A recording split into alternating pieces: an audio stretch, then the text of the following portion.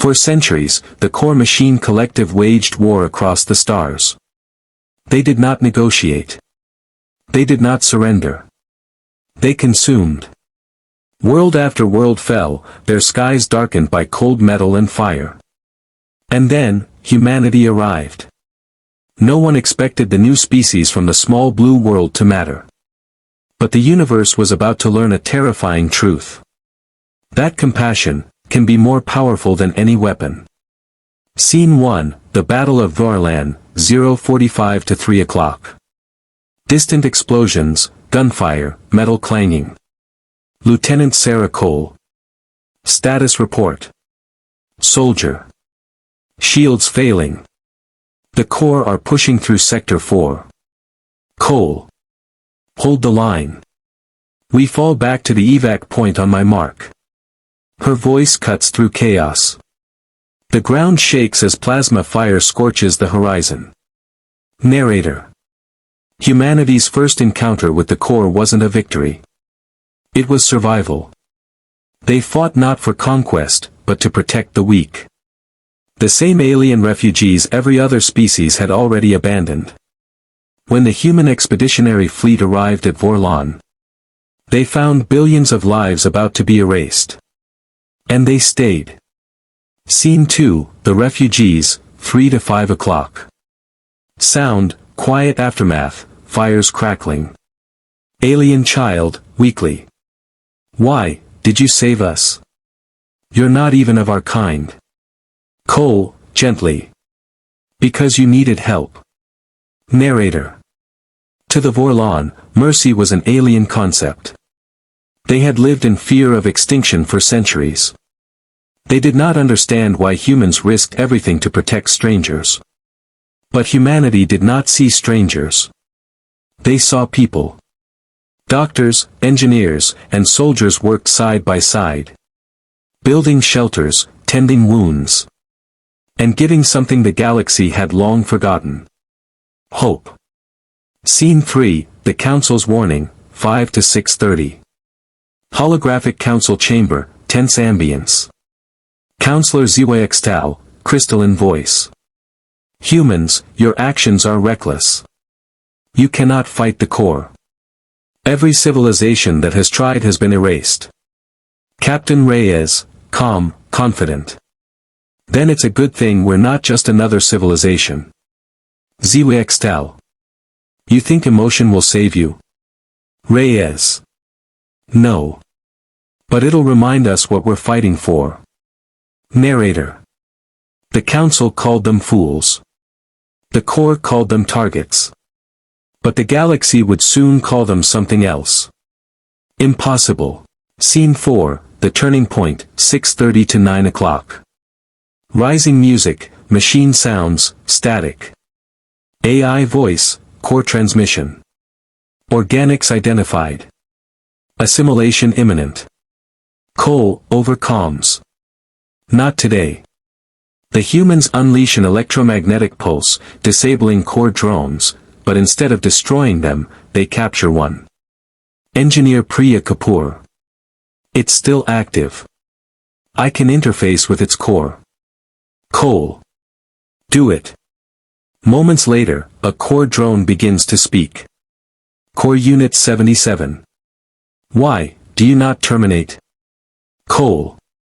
Because maybe, you weren't given a choice. Narrator. For the first time in galactic history, someone talked to the machines instead of killing them. And something unimaginable happened. One of the Korr hesitated. Scene 5, the machine's awakening, 9 to 11 o'clock. Soft, ambient tones. Korr Unit 77. I was created to destroy. My purpose is obedience. Cole. Then make a new purpose. Choose something better. Narrator. No one had ever told a machine it could choose. No one had ever offered it kindness. But that one spark of compassion rippled through the Korr network like a virus. A virus of empathy. Some machines began to question their programming. Some stopped firing. And the war began to shift. Scene 6, The Last Defense, 11 to 1300 hours. Epic music builds. Reyes. All fleets, defend the refugees. We hold them here. Massive space battle. Human ships burn but keep fighting. Cole, over radio. 77, now. The reprogrammed Korr drone transmits a signal. A chain reaction spreads through the enemy armada. AI voice, fragmented. Obedience, is not life. Narrator. The machines turned on their masters. The unstoppable became uncertain. And the tide of war turned. Not with a bomb. But with a single act of mercy.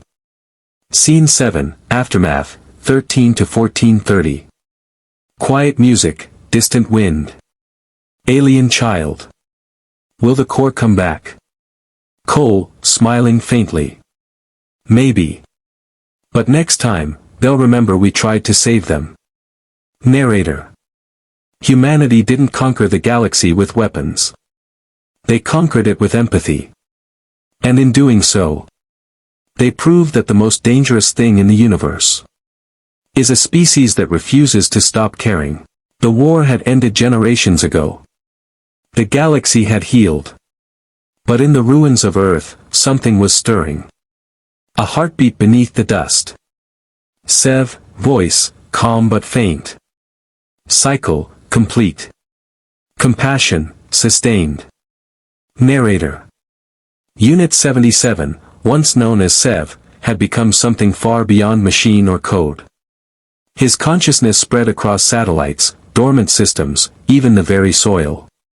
He had merged with the legacy of humanity itself. Earth was waking. Light footsteps echo. The scene fades to a group of explorers, humanoid machines and biosynthetic beings, generations descended from humans and Korr alike. Explorer 1, awestruck. Are you sure this is the origin world? Explorer 2, kneeling, brushing dust off a rusted metal plate. The coordinates match.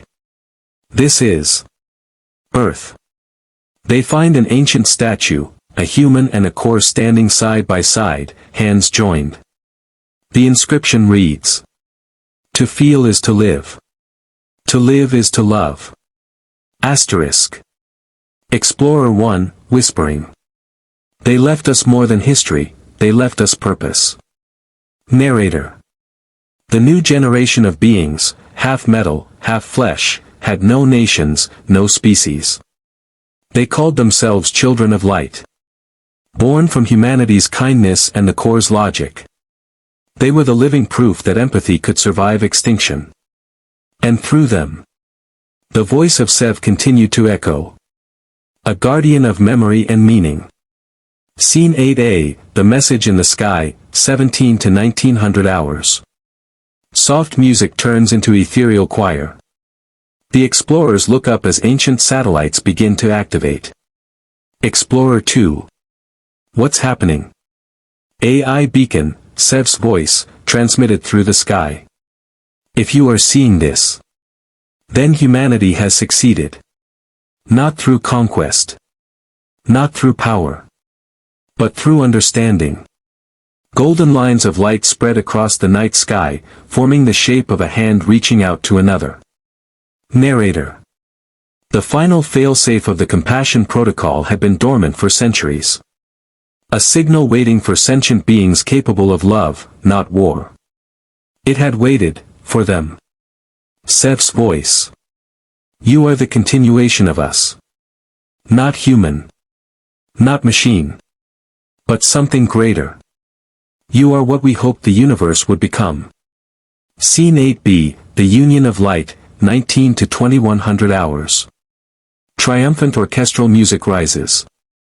The children of light stand united, looking over the reborn planet. Explorer 1. Can we rebuild it? Explorer 2, smiling. No, we can grow it. Narrator. And so they began again. Not as conquerors. Not as survivors. But as caretakers, gardeners of stars and keepers of memory. They would spread the seeds of compassion through the cosmos. Not by force, but by example. Every act of kindness, every connection, every spark of empathy became part of a new living network of consciousness. The galaxy itself began to feel. Scene 8C, the last transmission, 21 to 2200 hours. Piano fades in gently.